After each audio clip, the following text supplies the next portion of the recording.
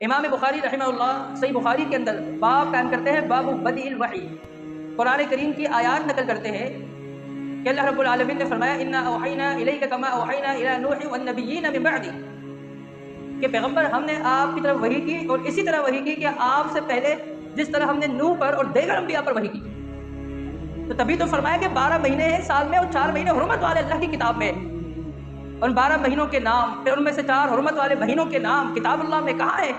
وہ حدیث مصطفیٰ میں ہے، محمد رسول اللہ صلی اللہ علیہ وسلم اس کی وضاحت فرمایا کہ نبی وما جعلنا القبلة التي كنت عليها، آپ جس قبلے پر پہلے تھے ہم نے اس قبلے کو آپ کے لیے مقرر کیا تھا۔ پورے قرآن میں آپ ڈھونڈ کے نکالے کہاں اللہ رب العالمین نے ان کو نبی علیہ السلام کو بیت المقدس کی طرف منہ کر کے نماز پڑھنے کا حکم دیا۔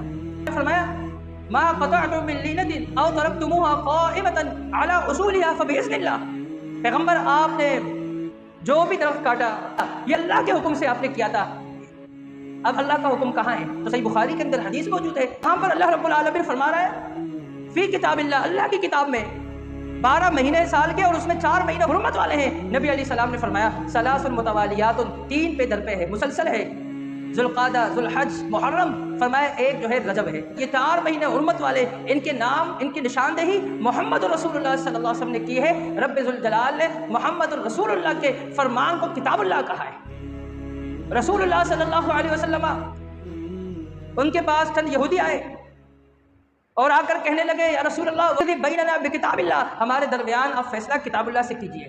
آپ نے فرمایا واللہ لاقضین بینکم بکتاب اللہ، اللہ کی قسم کھا کر کہتا ہوں میں تمہارے درمیان کتاب اللہ سے ہی فیصلہ کروں گا۔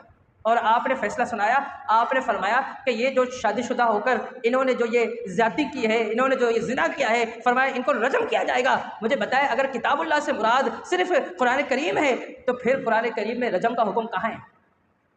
کتاب اللہ قرآن کے لیے نہیں کہا جاتا، حدیث پر بھی بولا جاتا ہے۔